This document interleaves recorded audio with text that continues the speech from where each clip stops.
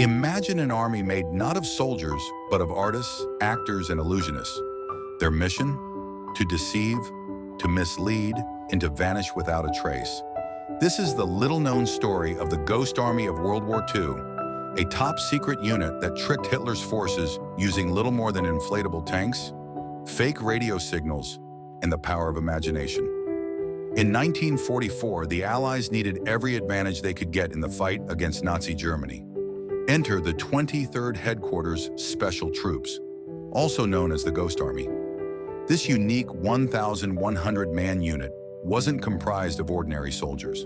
They were artists, sound engineers, and actors, all selected for their creativity and ingenuity.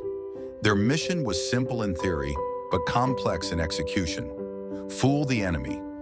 Using a combination of visual, sonic, and radio deception, the Ghost Army had to convince the Germans that Allied forces were stationed in places they weren't, and it had to be convincing enough to divert entire German divisions. Imagine coming across a field full of tanks, only to find they're as light as balloons.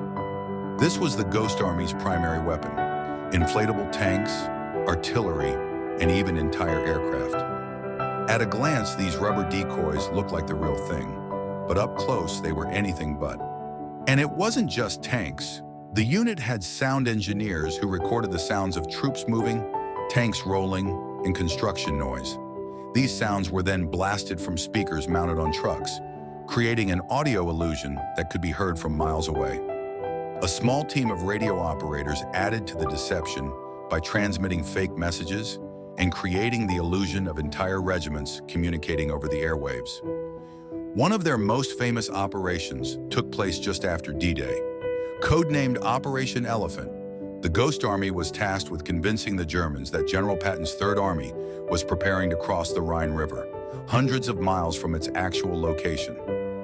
The deception was flawless. Inflatable tanks and trucks were lined up near the front. Ghost Army troops, dressed as other divisions, spread fake rumors in local cafes. Meanwhile, radio operators sent fake signals, and loudspeakers played sounds of troop movements. By the time the Germans realized they'd been fooled, it was too late. The real Allied forces had already advanced. Despite their unconventional weapons, the Ghost Army faced real dangers. Positioned near the front lines, they risked exposure and attack daily. They had to keep up the act, knowing that discovery would mean disaster, not just for them, but for the larger Allied forces depending on their success. One story tells of a Ghost Army soldier setting up a decoy tank when he suddenly noticed German scouts in the distance. With quick thinking, he continued his work, acting as though the fake tank were the real deal. The Germans, convinced by the illusion, reported back to their commanders that they'd seen a well-equipped American force, buying the Allies valuable time. The Ghost Army's efforts saved countless lives and played a critical role in the Allied victories across Europe.